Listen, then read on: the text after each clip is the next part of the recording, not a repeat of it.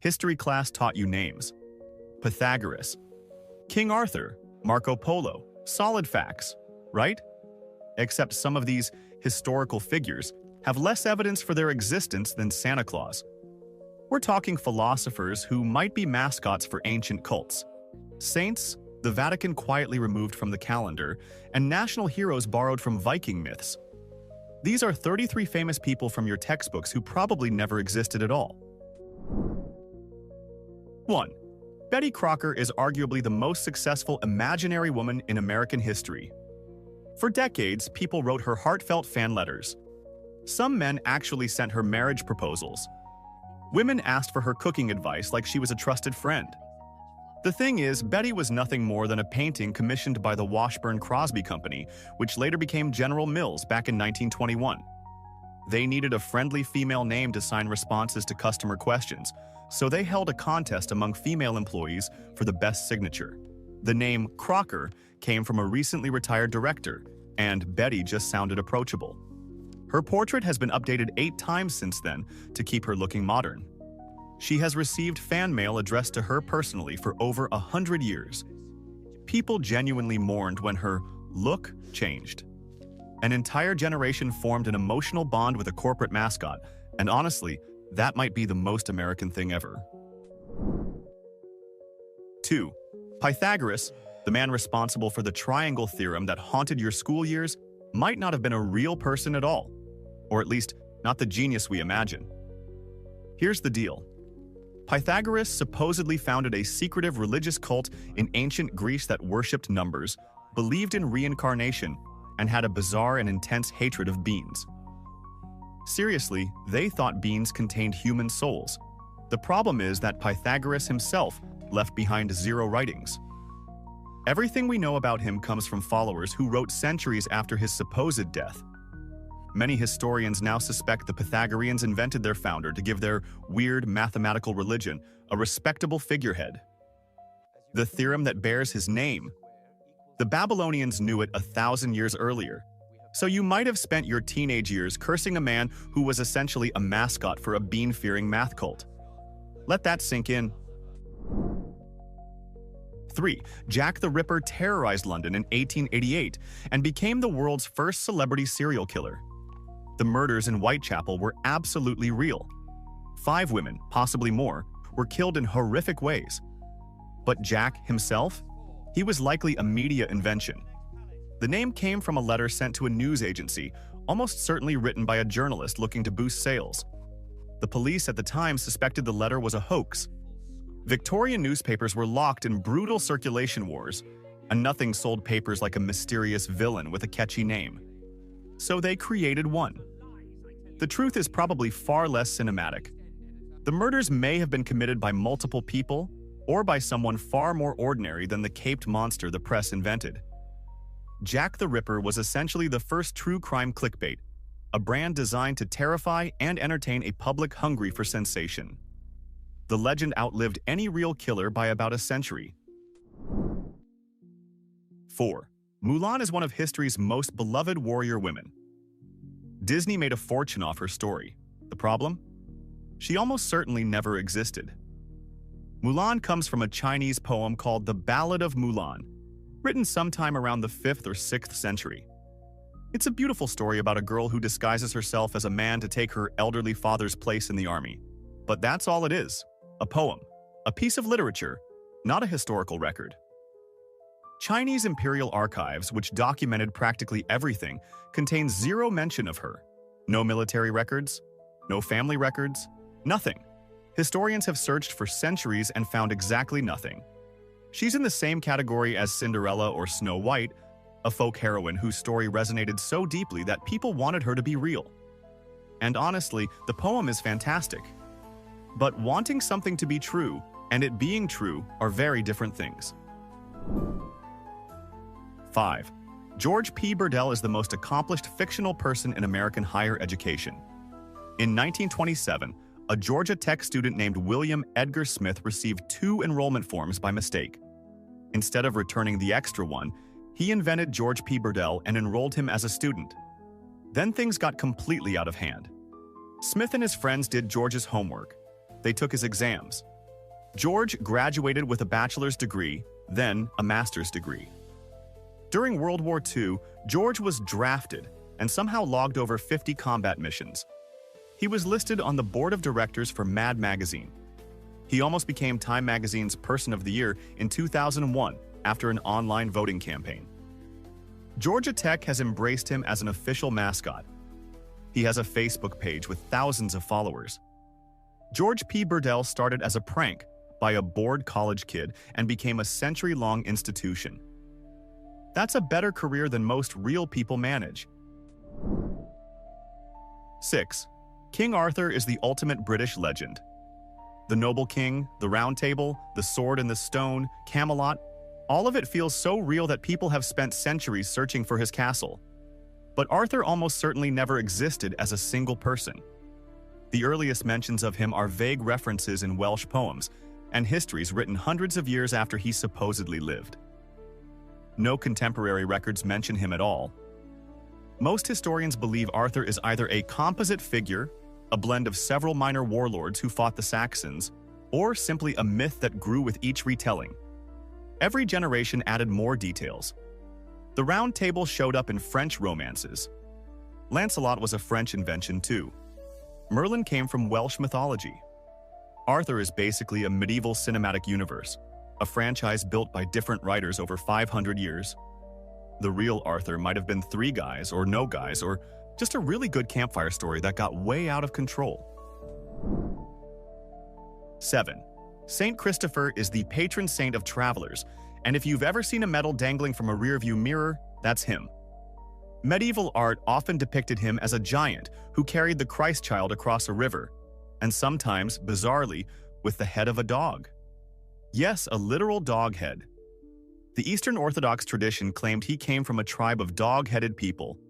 The Catholic Church grew increasingly uncomfortable with Christopher over the centuries because there's basically zero historical evidence he ever existed.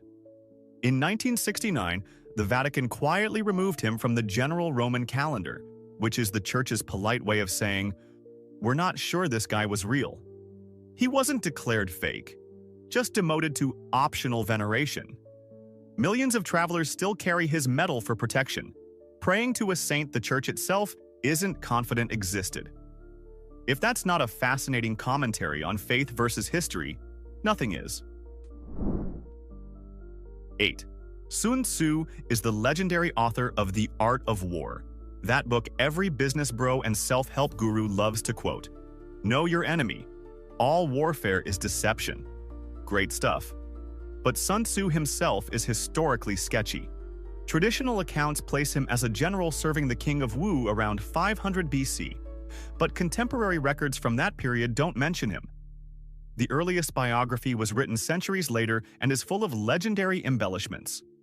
Many historians now believe The Art of War isn't the work of one military genius, but a compilation of strategic wisdom from multiple Chinese generals assembled over generations. The name Sun Tzu might have been attached later to give the collection authority, so every time someone quotes Sun Tzu in a business meeting, they might be quoting a committee. Which honestly explains why the advice is sometimes contradictory. It's not one genius. It's a greatest hits album from ancient China's military thinkers. 9. Tokyo Rose was the seductive voice of Japanese propaganda during World War II, broadcasting to American troops in the Pacific with demoralizing messages and American music. GIs both hated and loved her. The problem is, Tokyo Rose wasn't one woman. She was at least a dozen different English-speaking women who worked for Radio Tokyo during the war. American soldiers just assumed it was one sultry-voiced enemy seductress because that made a better story. After the war, the US government desperately wanted to prosecute Tokyo Rose, so they pinned everything on one woman, Eva Toguri, an American citizen stranded in Japan. She was convicted of treason despite flimsy evidence and served 6 years in prison. Decades later, witnesses admitted they'd been pressured to lie. She was pardoned in 1977. The real crime? America manufactured a single villain out of a group of women because one enemy is easier to hate than a complicated truth. Tokyo Rose was a collective fiction turned into one woman's nightmare. 10. Homer is credited with creating Western literature itself, writing the Iliad and the Odyssey, the foundational texts of Greek civilization. The traditional image is a blind poet wandering ancient Greece, reciting epic tales from memory. It's a beautiful picture, and it's probably wrong. The Homeric question has tortured scholars for centuries. Did one person write both poems? Did Homer exist at all? The poems show signs of being compiled over centuries, with different sections having different styles. Many academics believe Homer was not one person but a brand name, a collective identity for a guild of oral poets who refined these stories over generations. The name might have been attached to give the poems a single author because ancient audiences, like modern ones, preferred a genius to a committee. So the greatest author in Western history might be a placeholder name for centuries of anonymous storytelling. Not one blind man, but a whole tradition wearing a mask. 11. Pope Joan is one of history's most scandalous legends. According to the story, a woman disguised herself as a man, rose through the church hierarchy, and became pope sometime around the 9th century. Her secret was only revealed when she gave birth during a papal procession through Rome. The crowd was not pleased. The Catholic Church has always denied Pope Joan existed, calling the story Protestant slander or medieval satire. And they're probably right. There's no contemporary evidence for her, and the papal records from that period are fairly complete. But here's the weird part. The legend persisted for centuries, and many medieval Catholics believed it. Some accounts claim the church installed a special chair with a hole in the seat to verify future popes were male. That chair actually existed, though its purpose was probably ceremonial. Pope Joan is almost certainly fiction, but she's fiction that says something fascinating about medieval anxieties around gender, power, and the church. 12. Paul Bunyan, the giant lumberjack with his blue ox Babe, feels like ancient American folklore. He's not. Paul Bunyan was invented by an advertising copywriter named William Loughead in 1916 to sell lumber for the Red River Lumber Company. There were some scattered tall tales about a Paul Bunyan in logging camps before this, but Loughead created the character as we know him, the giant stature, Babe the blue ox, the impossible feats. It was a marketing campaign. The stories were so successful that people assumed they were genuine folk legends passed down through generations. Academics actually studied Paul Bunyan as authentic folklore before discovering the advertising origins. America's most famous folk hero is essentially a corporate mascot who got promoted to mythology. He's in the same category as Betty Crocker, except he's selling lumber instead of cake mix. The American dream is apparently being invented by an ad agency and becoming immortal. 13. William Shakespeare is the most famous writer in the English language, but for centuries, some people have refused to believe he actually wrote those plays. The anti-Stratfordian theory suggests the real Shakespeare was someone else entirely, probably a nobleman who couldn't be seen writing lowbrow theater. Candidates include Francis Bacon, the Earl of Oxford, and Christopher Marlowe. The argument goes like this. The man from Stratford had only a grammar school education, his parents and children were illiterate, and he left behind no books or manuscripts. How could he write with such knowledge of law, foreign courts, and aristocratic life? Mainstream scholars reject this conspiracy almost unanimously, pointing out that grammar school education in Elizabethan England was rigorous, and that Shakespeare's plays actually contain plenty of errors about aristocratic life. But the conspiracy refuses to die because, apparently, we just can't accept that a small-town kid with no connections became the greatest writer ever. It offends our sense of how success should work. 14. Ned Ludd was supposedly the leader of the Luddites, the English workers who smashed industrial machinery in the early 1800s to protest automation taking their jobs. Workers would break into factories at night, destroy the new machines, and sign threatening letters to factory owners with Ned Ludd or General Ludd. The thing is, Ned Ludd never existed. He was a fictional figurehead, an imaginary boss the workers invented to organize their movement without any single leader being caught. Some stories say the name came from a young apprentice named Ned Ludlam who once smashed a stocking frame in frustration, but even that origin is probably a legend. The Luddites created a fake general to lead their rebellion because a movement with no identifiable leader is much harder to crush. It's actually brilliant organizational strategy. The authorities spent years hunting for Ned Ludd while he was sitting comfortably in the realm of pure fiction. General Ludd won by not existing. 15. Ragnar Lodbrok is the most famous Viking who might never have existed. Thanks to the TV show Vikings, everyone knows him. The legendary warrior who raided Paris, fathered famous sons, and died dramatically in a snake pit. The problem is the historical record is a mess. The sagas credit Ragnar with accomplishments spread across several decades and multiple regions, feats that no single human lifespan could contain. He supposedly raided Paris in 845, but also died in England years earlier according to other accounts. Historians now believe Ragnar Lodbrok is probably a composite figure, a Frankenstein's monster stitched together from 3 or 4 different Viking chieftains whose legends merged over time. The sons attributed to him, like Ivar the Boneless and Bjorn Ironside, probably existed but likely had different fathers.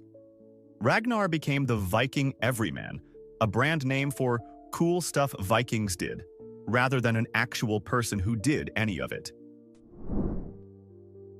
16. Nicholas Bourbaki was one of the most influential mathematicians of the 20th century. Starting in the 1930s, he published groundbreaking papers and textbooks that reshaped modern mathematics. Universities invited him to speak. Journals published his work. The only problem? Nicholas Bourbaki was a prank. He was actually a group of young French mathematicians who decided to write collaboratively under a fake name. They invented an entire biography for Bourbaki, claiming he was a reclusive Russian genius. They even tried to submit an obituary for him to a mathematical society when they wanted to retire the character. The joke went on for decades. Bourbaki's textbooks are still used today and considered classics. His influence on mathematics is completely real, even though he isn't. It's probably the most successful academic prank in history, a fake person who genuinely shaped an entire field. Mathematics got trolled by a group of French students, and the troll won. 17. Robin Hood is England's favorite outlaw, the prince of thieves who stole from the rich and gave to the poor. Except history cannot find him anywhere. There are scattered medieval references to a Robin Hood or Robin Hood, but they're contradictory and vague. Some place him in the 1100s, others in the 1300s. Some say Sherwood Forest, others say Barnesdale. The earliest ballads don't even mention Maid Marian or Friar Tuck. Most historians believe Robin Hood is a composite character, an amalgamation of every medieval outlaw, poacher, and rebel who annoyed local authorities. The name became a catch-all for heroic criminal. Poor peasants projected their fantasies of resistance onto this vague figure, and storytellers kept adding details over centuries. Robin Hood isn't one man. He's a wish, a collective dream of fighting back against injustice. The reason nobody can find him is because he's everywhere and nowhere, a symbol rather than a person. 18. Saint Valentine is the patron saint of love, the reason we buy chocolates and cards every February.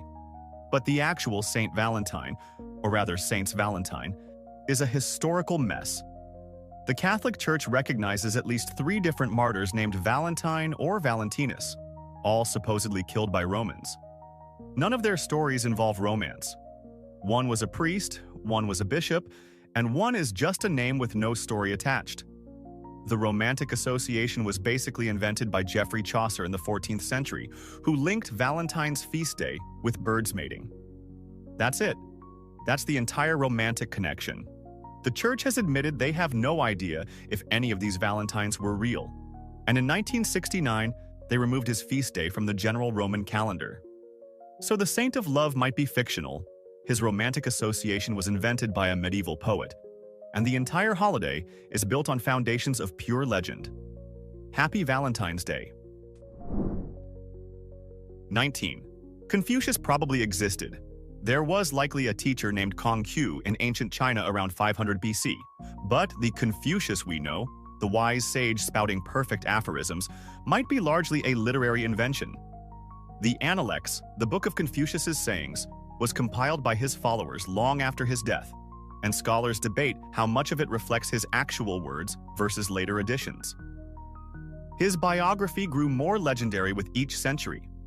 By the Han Dynasty, Confucius had become a semi-divine figure, the perfect sage who never made mistakes. Modern historians struggle to separate the historical teacher from the mythological creation that grew around him. Many of the Confucius says quotes that circulate today aren't in the Analects at all. They're modern inventions or fortune cookie wisdom falsely attributed to him. The real Confucius is buried under layers of legend so thick that finding him is almost impossible. He exists, but barely. 20. Baron Munchausen was based on a real person, Carl Friedrich Hieronymus, Freiherr von Munchausen, an 18th-century German nobleman who served in the Russian military and was known for telling wildly exaggerated stories about his adventures. But the character in the famous stories, the baron who rides cannonballs, travels to the moon, and pulls himself out of a swamp by his own hair, is pure fiction created by a writer named Rudolf Erich Raspe. Raspe published the tales anonymously in 1785, and they became wildly popular. The real Munchausen was furious. His reputation was destroyed. He became known only as the Liar Baron and spent his remaining years bitter and reclusive. The fictional character completely consumed the real man. Today, nobody remembers the actual German nobleman. They only know the impossible cartoon version. Baron Munchausen is a case study in how fiction can murder reality, how a character can become so famous that the person it was based on simply disappears. 21. Helen of Troy had the face that launched 1,000 ships. The entire Trojan War supposedly started because Paris kidnapped her from her husband Menelaus. It's one of history's great romantic tragedies. Except archaeologists have found evidence that Troy was real and that a war did happen there around 1200 BC, but Helen herself is almost certainly mythological. The war was probably fought over trade routes and regional dominance, not a stolen queen. Helen might be a metaphor, a personification of the wealth and resources that made Troy worth attacking. Ancient writers loved giving abstract concepts human faces. We went to war over shipping rights doesn't make for great poetry, but we went to war over the most beautiful woman in the world does. Helen is probably Bronze Age propaganda, a story that made a brutal commercial war sound noble and romantic. The face that launched 1,000 ships might have been a trade agreement. 22. Uncle Sam is the personification of the United States. The guy on the recruitment posters pointing and saying, "I want you." The legend claims he was based on Samuel Wilson, a meatpacker from Troy, New York, who supplied barrels of beef to the U.S. Army during the War of 1812. Soldiers supposedly started calling the food Uncle Sam's because the barrels were stamped with U.S. It's a nice story. It's also probably exaggerated or completely invented. The Uncle Sam phrase appears in print before Wilson's alleged connection, and the iconic image we know, the tall man with the white beard and star-spangled hat, was created much later by various artists. The most famous version was drawn by James Montgomery Flagg for World War I recruitment posters, and Flagg admitted he based the face on himself. Uncle Sam is basically a government meme that evolved over a century, with Samuel Wilson's story attached retroactively to give the symbol a heartwarming origin. The truth is messier and more collaborative. 23. Euclid is called the father of geometry, and his book Elements was the standard mathematics textbook for over 2,000 years. But we know almost nothing about Euclid himself. We don't know when he was born, when he died, what he looked like, or anything about his personal life. The few anecdotes about him were written centuries after he supposedly lived and are probably fictional. Some historians have suggested Euclid might not be one person at all, but a pen name for a team of mathematicians working at the Library of Alexandria. The name Euclid means something like good glory in Greek, which sounds suspiciously like a pen name. The book Elements might be a collaborative compilation of mathematical knowledge attributed to a single convenient author. It's entirely possible that the most influential mathematics teacher in human history is just a brand name, a label slapped on the collected work of anonymous Greek math nerds. Geometry's founding father might be a committee. 24. Prester John was a legendary Christian king supposedly ruling a vast wealthy kingdom somewhere in the East, either in Africa or Asia. During the Crusades, European Christians became obsessed with finding him, believing he would help them defeat the Muslims and reclaim the Holy Land. A famous letter supposedly from Prester John circulated throughout Europe in the 12th century, describing his magical kingdom full of wonders. Popes sent envoys. Explorers searched. The Portuguese spent centuries looking for his kingdom in Africa. Nobody found him because he didn't exist. The letter was a forgery, probably created as propaganda to boost Crusader morale. Prester John was a fantasy, a wishful projection of European Christians who desperately wanted a powerful ally in their religious wars. The search for this fictional king actually influenced the Age of Exploration, as Europeans kept pushing into unknown territories hoping to find him. A fake king accidentally helped map the world. 25. Ossian was supposedly an ancient Scottish bard, a Celtic Homer whose epic poems were discovered by a man named James Macpherson in the 1760s. Macpherson published translations of Ossian's works, and Europe went absolutely insane for them. Napoleon carried them into battle. Goethe loved them. They influenced the entire Romantic movement. Thomas Jefferson considered them the greatest poetry ever written. There was just one problem. James Macpherson made them up. The poems were his own creations, not translations of ancient texts. When challenged to produce the originals, he couldn't. The forgery was eventually exposed, though Macpherson insisted until his death that the poems were genuine. Ossian influenced major literary movements, shaped how Europe understood Celtic culture, and inspired countless artists, and none of it was real. James Macpherson successfully fooled an entire continent for decades. The Scottish Homer was just a Scottish con artist with a talent for marketing and poetic plagiarism of himself. 26. William Tell is Switzerland's national hero, the crossbow marksman forced to shoot an apple off his son's head by a tyrannical Austrian governor. It's a powerful story of resistance and precision under pressure. The problem is the story appears in Norse legends centuries before Tell supposedly lived. Nearly identical tales exist in Danish and German folklore. The apple-shooting father is a wandering folk motif that got attached to Switzerland during their struggle for independence from the Habsburgs. Switzerland needed a hero, and they borrowed one from Viking mythology. There's no contemporary evidence William Tell existed. He first appears in chronicles written about 150 years after his alleged acts.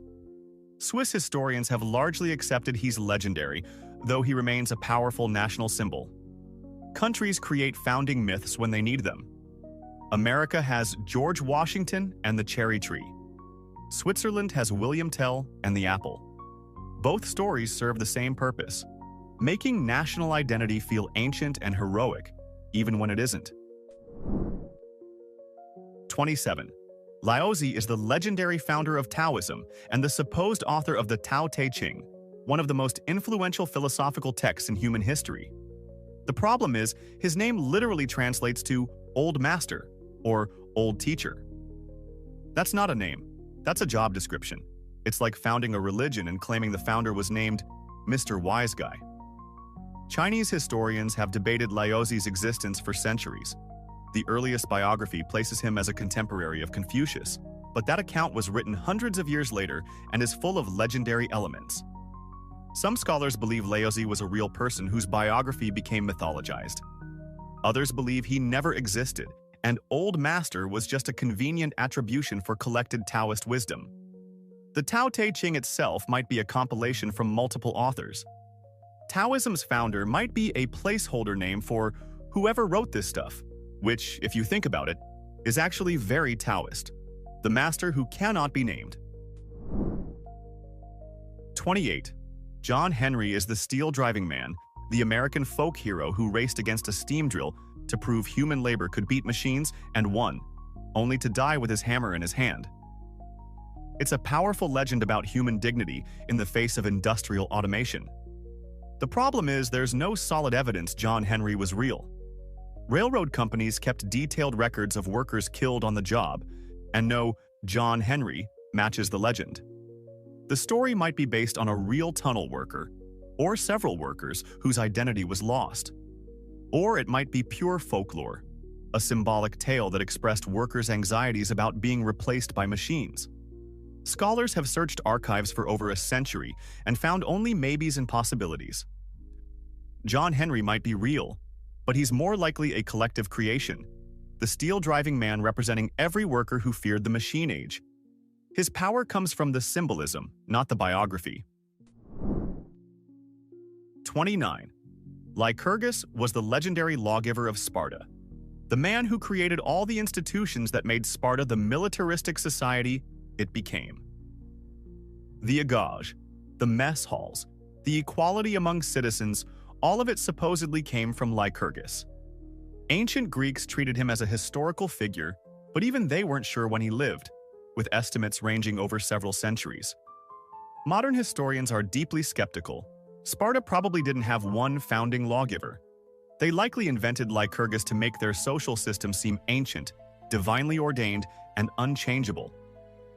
"We can't reform this law, Lycurgus made it 400 years ago," is a powerful argument against change. Every society that wants to preserve its traditions invents a founding father who established them. Lycurgus might be Sparta's way of making their brutal social experiment seem like eternal wisdom instead of political choice. He's a justification dressed up as a person. 30. Aesop is the man behind hundreds of fables featuring talking animals with moral lessons: the tortoise and the hare, the boy who cried wolf, the fox and the grapes. We attribute them all to Aesop, a Greek slave who supposedly lived around 600 BC. But Aesop himself is probably fictional, or at least heavily fictionalized. Ancient sources give contradictory accounts of his life, and his biography reads like a folk tale itself. He was supposedly ugly, possibly mute at first, and died by being thrown off a cliff by angry Delphians. The fables attributed to him come from various cultures and time periods. Some are older than Aesop supposedly was. Scholars believe Aesop became a convenient brand name to collect folk wisdom under one attribution. Ancient publishers needed an author, so they created one. The man who taught generations about honesty through talking animals might himself be the biggest fable of all. 31.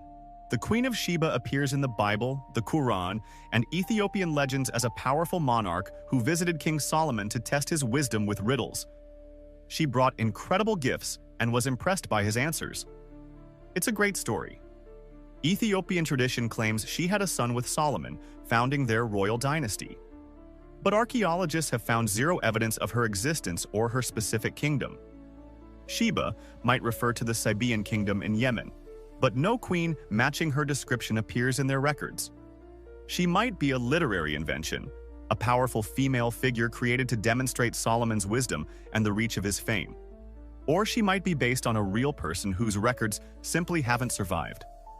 The Queen of Sheba remains one of history's most famous women, without any proof she was ever a real woman.